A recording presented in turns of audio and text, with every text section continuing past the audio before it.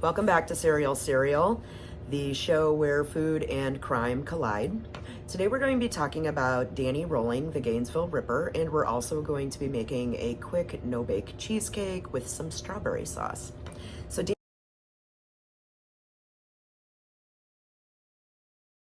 Danny Rolling was born in Shreveport, Louisiana. His father, James, was a police officer for the Shreveport Police Department. Now, Danny Rolling had a terrible childhood.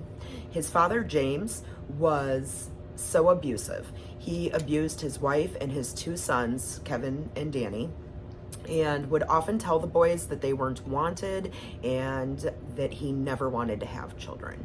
Now, he was so abusive that at least once Danny's mother had a suicide attempt, and she had also been hospitalized numerous times for mental breakdowns. Around the age of 11, Danny started using drugs and alcohol. He was also picked up around that time for being a peeping Tom for the first time, and that'll come up numerous times throughout his lifetime, is that he likes to watch women. At around the age of 15, Danny had a suicide attempt. This is the at least one suicide attempt that's known. And then he decided to go and join the military in his later teens. So he was in the military for quite some time. He did great on all the intellectual scoring in the military, but he was discharged because he stole a bike and he was an alcoholic. So after Danny is discharged from the military, he then tries to find some spirituality. So he joins a local Pentecostal church. At this Pentecostal church, this is where he meets his future wife. They do eventually get married, they have a daughter, but he's a raging alcoholic. So his alcoholism kicks up because he's working two jobs, he's really stressed out, being married, being young, having a new baby. And so his wife decides that she's going to divorce him. And so she does divorce him, and she ends up taking their daughter. When this happens, he kind of goes off the deep end a little bit, and he starts robbing Winn-Dixie grocery stores. So he's robbing grocery stores in Louisiana, Mississippi, and Georgia. He eventually is arrested, and he is sentenced to 6 years in prison. So we're going to stop for a second so that we can start with our cheesecake. So our first ingredients that I already have in the mixer are 36 ounces of cream cheese. We are going to be making two 9-inch cheesecakes. So we have 36 ounces of cheese in our mixer. We're going to add 2.5 cups of powdered sugar. And then we're going to just whisk it in there for a few minutes until it's all completely blended, okay?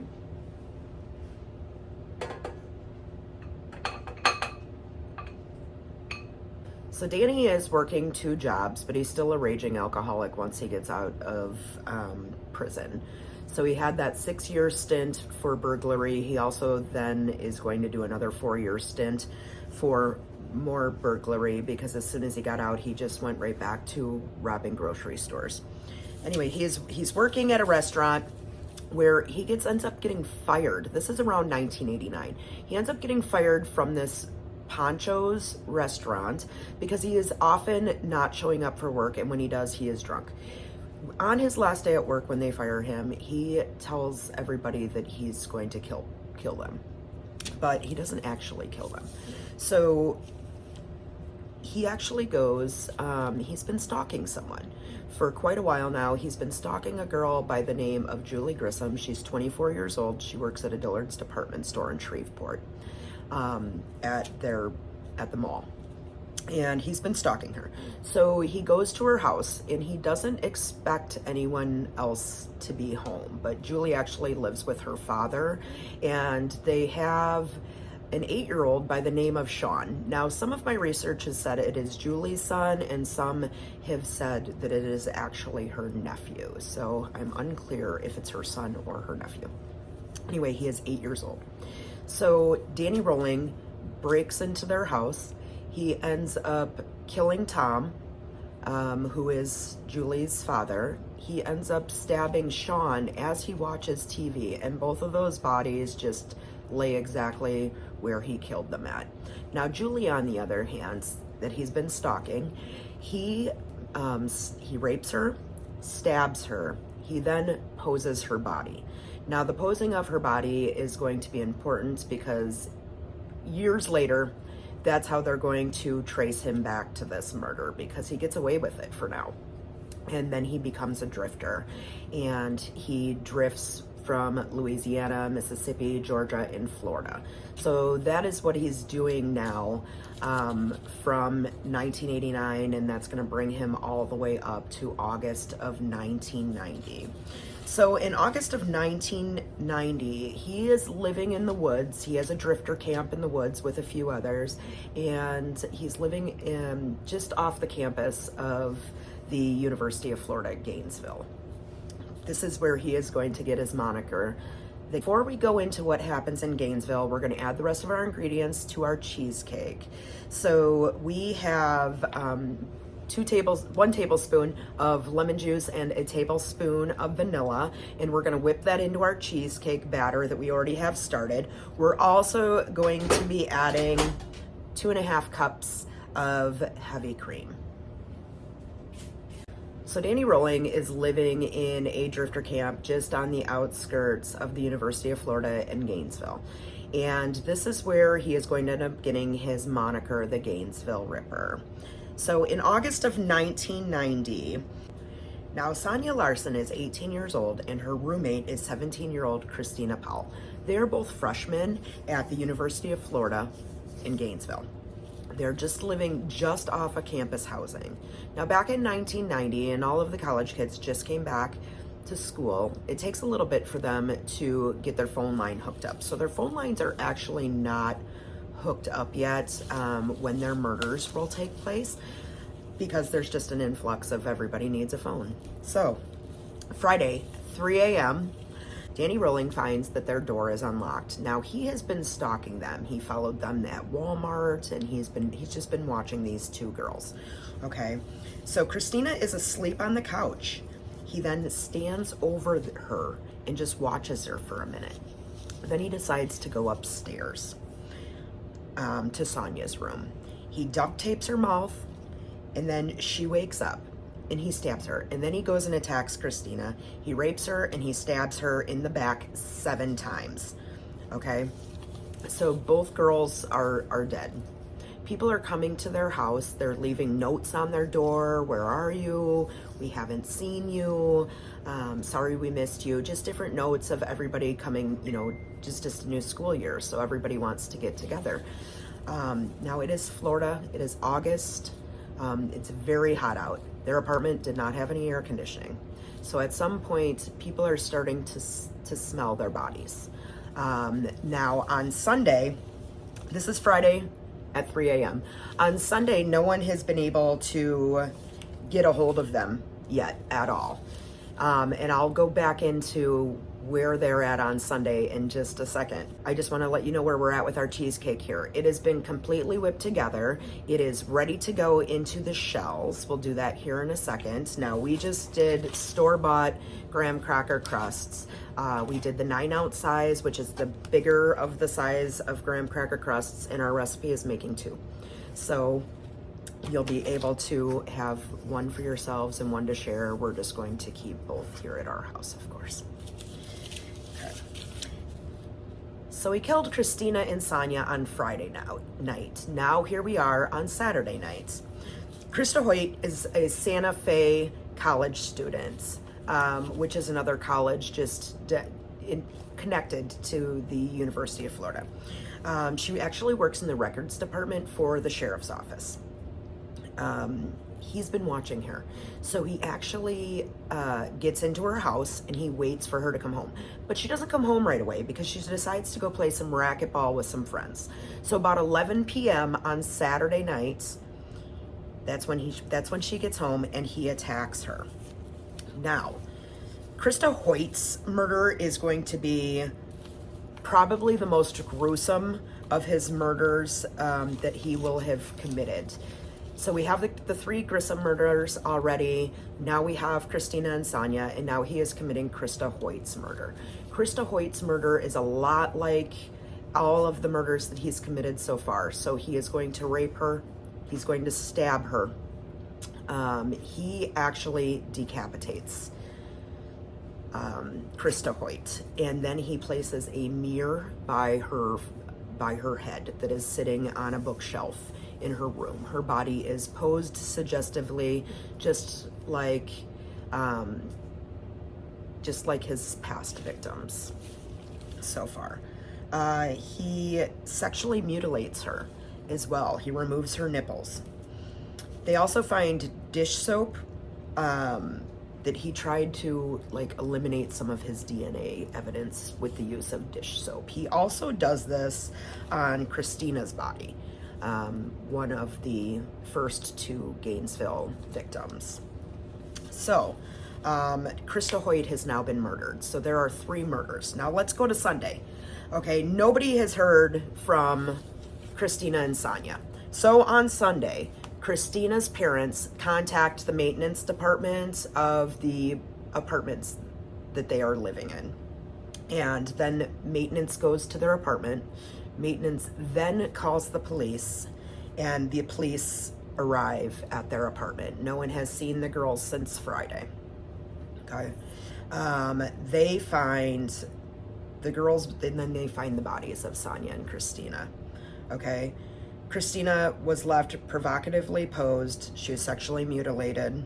He also used dish soap to try to clean up his DNA evidence from her body as well. And Sonia is also found deceased. Now, after Christina and Sonia's bodies are found, Krista Hoyt doesn't show up for her shift at the sheriff's department. Probably not the best choice of victims. You're gonna get one that works for a local sheriff's department, but that's besides the point.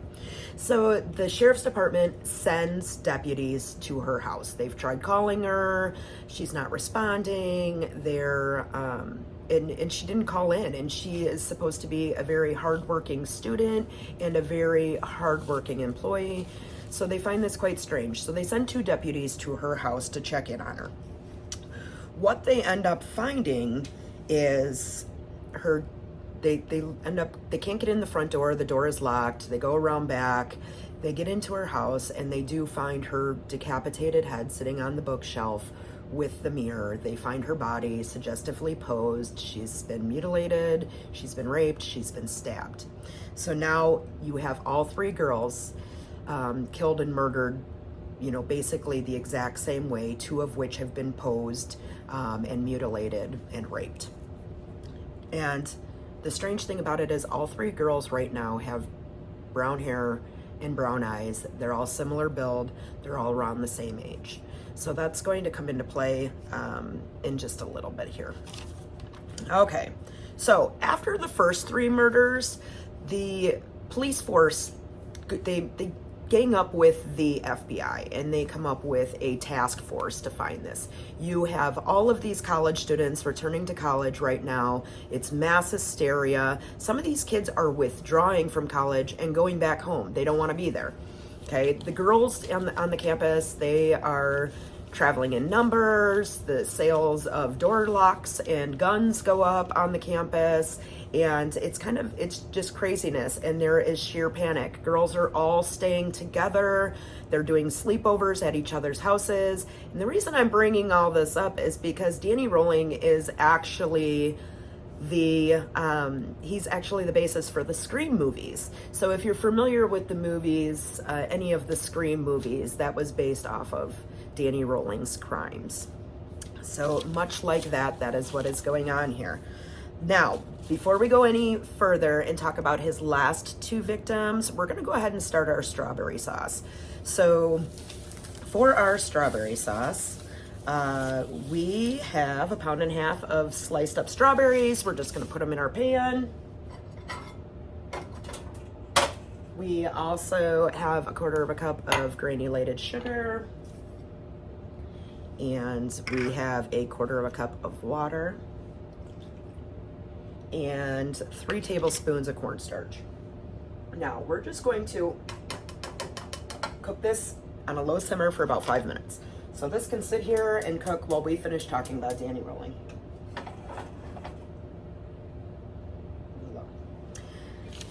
Alrighty, so the task force they're trying to figure out who this guy is. They have no idea. There's 3 murders on college campuses in Florida right now. Okay, 23-year-old Tracy Paulist and her roommate, 23-year-old Manny. Okay, let's talk about them. They were friends since high school. Okay, they are roommates. They're both students at the University of Florida, Gainesville. They are staying at the Gatorwood Apartments. Now, Danny Rolling's going to break in by prying open their sliding door. And that's how he's going to get into their house. He enters Manny's room first and stabs him 31 times. Now, Tracy's parents are really worried about her, but Manny is 200 plus pounds and 6'2". They've been friends since they were kids. He's really protective of her. You know, she's worried about it as well, but she stays up and she waits for Manny to get home from work. Once he gets home from work, they go to bed. Okay, now Manny puts up the fight of his life to try to get Danny, basically get to Danny. But Danny breaks in. He ends up stabbing him 31 times. Manny collapses and dies. Now, Tracy hears the scuffle going on, so she actually runs into Manny's room. She sees what's happening. She then runs into her room, tries to lock the door, and Danny Rolling ends up breaking in and getting into her room and getting into her. Now, the neighbors can hear her screaming. Why any of them didn't call the cops at that very moment, I don't know. But they can hear her screaming as he's attacking her. He's raping her, he's stabbing her, he ends up mutilating her. Once again, he is going to use dish soap to try to clean off his DNA, and Tracy ends up dying as well. So that is victim number 4 and victim number 5 in Gainesville. Now, when Tracy's boyfriend can't get a hold of her, he asks one of his friends to go and check on her, and he ends up calling the police. So Tracy's body is found in the hallway of her apartment, and it's said that Danny Rolling sat with her and waited for her to take her last breath. He wanted to see her die. And Manny's body is found in his bedroom. Okay. Kids are still starting to withdraw even more so from college, because now there's victim 4, victim 5, and one of them is a grown man. He's 6'2" and over 200 pounds. He's a large man. So kids are withdrawing. Parents are coming and picking them up. It's kind of crazy down in Gainesville right now. Now, I can give this a quick stir. It doesn't take long for them to figure out who a suspect may be. There is an 18-year-old man that lives in the same, or just recently lived in the same apartment complex as Tracy and Manny, and he actually ends up getting arrested for assault on his 79-year-old grandmother. So while he is in the police station, they find out that he had a crush on Tracy. So they start thinking, hey, this guy might be good for this crime. Now they've already decided that, you know, they've got one serial killer, 5 victims. They already know it's one guy at this point, but not physically. They do have DNA evidence, but this is 1990. It does not come back that quick. So they have someone by the name of Ed Humphreys that they are interested in for all of these crimes. And it's gonna take a really long time to clear Ed Humphreys of these crimes, and they actually don't clear him until they have Danny Rolling already in custody. But that's coming up. Anyway, this is when they start calling Danny Rolling's crimes the work of the Gainesville Ripper. Now, he gets the name the Gainesville Ripper because it is very close to the way the crimes of Jack the Ripper were carried out. So there's sexual mutilation, there's gore, they're just over the top murders. So that is how he gets his name, the Gainesville Ripper, and that's what everybody's looking for in the process, the Gainesville Ripper. Okay. Now, Danny Rolling is a creature of habit. Okay, so he has no money. He's not working. He's caused 5 murders in a matter of a weekend. Okay, and he has no money. So he decides that he is going to go and rob a bank. So he goes and robs a bank, and the teller throws in a dye bag. So he's got all this money, he's got a dye bag, right? Now they're looking all over for the Gainesville Ripper. They're not looking at Danny Rolling, a bank robber. They don't even care right now, really. So they're looking all over the place. They're searching the woods. Well, where is Danny Rolling's drifter camp? It is in the woods. So they roll up on his drifter camp, and he's there with another drifter. So they both take off running, because they don't want, the cops want to talk to him, and they just both take off. So he's running through the woods. Now he gets away, but his other drifter friend does not get away. So what happens is the other drifter takes him back to the camp. They find the camp, and the cops are going through everything that they find, in Danny's camp. And they're finding a ski mask. They find screwdrivers. They find other tools. They find duct tape, and they find the bag of money that has the dye on it from the bank job. So they know that that's who they're looking for now for this bank robbery that they really didn't care about up until now. But he's still, Danny Rolling's running. He's in the wind. Okay. Another important thing that they find at Danny's camp is they find a recorder. And along with the recorder, they find numerous audio tapes. Now, Danny Rolling has been talking in these audio tapes, and they're basically like tapes to his parents. They're things he wants to say to his parents. And on these tapes that the cops aren't even going to pay any attention to, because they just think he's a bank robber. He has, they don't have any idea he's involved with the Gainesville Ripper murders yet. So they just put everything into evidence. They don't look at it for a few days, but it's going to come up that those tapes that he is recording himself talking to his parents, he's giving them, at times he says things like, I can't talk anymore now. I have something important to do. Well, that something important to do was actually the killing of Sonia and Christina, his first 2 victims in Gainesville. So before we carry on, we're going to go ahead and put our cheesecake batter into our crusts, because these cheesecakes are going to sit in the refrigerator for about 8 hours to set up. So these are great if you have somewhere to go the next day. If you make them real quick at night, you can put them in the fridge. You make them in the morning, you have them for after dinner dessert. So now we whipped all of our ingredients for our cheesecake until it was like pretty light and fluffy. This makes a really nice kind of moussey, lighter cheesecake. A little different than like your baked cheesecakes. I can't get it all off there. There we are. Be stronger. Like I said, we made enough to make 2. So we're just gonna put this in the crusts here.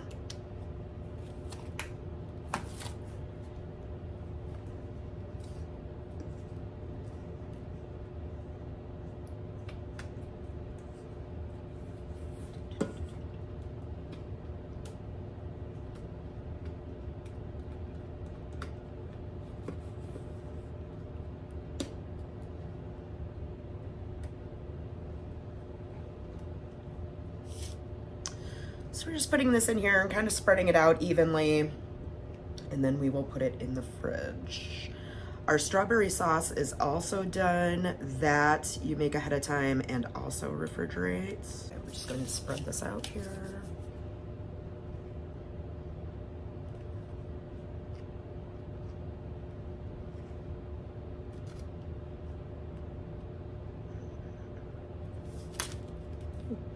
That was good. I almost dropped it. to leave some bloopers in here for this one. Alrighty, and let's go ahead and show you the strawberry sauce too, and then we'll finish talking about the Gainesville Ripper.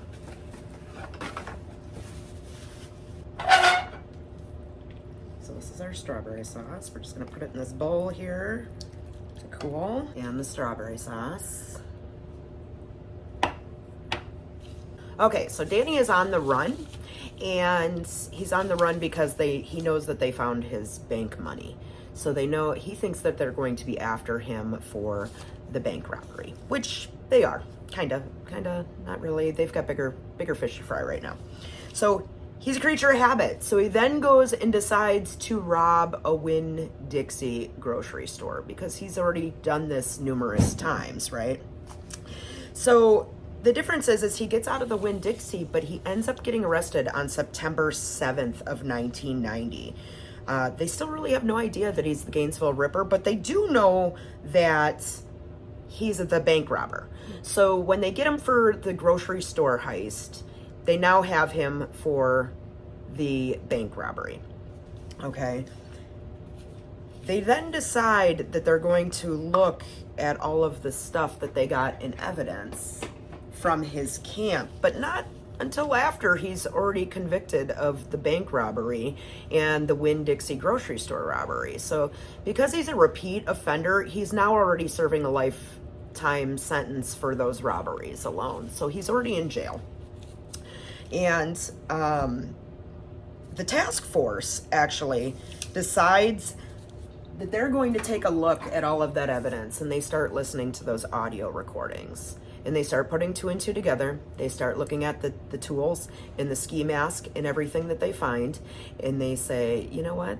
This guy might be good for our murders. So what they do is they end up and they have all of the DNA from the 3 rapes. So what they do is they end up contacting the Shreveport, Louisiana Police Department because they want to know about this guy. That's where he grew up, right? And so Shreveport, Louisiana, and the Gainesville Task Force start putting two and two together. And they think that there's a lot of similarities between the Grissom murders and then these 5 murders that have taken place in Gainesville. Okay. Because all of the girls have been stabbed, they've been raped, and they've been suggestively posed. So, except for one of the first victims was not raped, but they've all been stabbed to death and they were all suggestively posed. So they're now pretty sure that it's connected and that, the semen from all 3 crime scenes, it all matches, and are all 4 crime scenes because they've now matched it back to the Grissom murders. So they've got him on all 4 of them, but he won't admit to the Grissom murders. He doesn't admit that until he's in prison for the first 5 murders. Okay, he's already in prison. So in November of 1991, he was then indicted on the 5 Gainesville murders. Okay, and he faces the death penalty. Okay, at that point, Rolling confesses. In 1994, his trial begins. An other convict claims that while he's in prison with Rolling, that he wants to become famous like Ted Bundy. Now, Ted Bundy already, numerous years earlier, because he was actually, the year that Danny Rolling started these murders would have been the year that Ted Bundy was actually executed. So he has already ravaged Florida, and people are still in shock about the crimes that he did with over 30 women in over 7 states Ted Bundy's victims went through. But a lot of them were in actual Florida. So Rolling's trying to get out of everything that he's done. So he starts to say that he did all of these murders when he was possessed by a demon. He calls this demon Gemini. He said that they made him do it. Now, he's a very spiritual person. So there's just a lot of conflicting if they really think that he thought he was possessed at any point in time, or if it was something he concocted in order to get out of these charges. But he doesn't get out of it. His ex-wife even testifies and said that no, he's a raging alcoholic, and strangely enough, all five of his victims, the female victims, actually resembled his wife. They were all very petite brunettes with brown eyes, and now she had left him. So there's some thought that was like his driving force. Now, during his trial, he also falls in love with another woman. And strangely enough, he like makes up songs and he sings her songs and stuff. He asks to address the court and sings a love song to this other woman. On April 20th of 1994, he is actually sentenced to death. He's going to then be held for 12 years on death row in Florida. Now, before he is executed, that is when he actually admits to the Grissom murders and states that he is responsible for the death of Julie Grissom, her father Tom, and the 8-year-old Sean. He's then executed on October 25th of 2006. Now, in 2008, all of the victims' families asked for the evidence from these crimes to be destroyed, and the task force and the different police units that worked on this investigation actually obliged and did destroy a lot of the evidence because of the fact that they were so the photos and everything was just very heinous. It was the worst thing they'd ever seen. Now, the reason we made cheesecake today is because cheesecake was one of the requests of Danny Rolling before he was executed in October of 2006. He also indulged in some shrimp and a few other items. But that is all we have today on Serial Cereal. Oh, I suppose you would like to see a piece of this cheesecake. Oops. This is our finished product, cheesecake, nice and fluffy. Join us next time on Serial Cereal.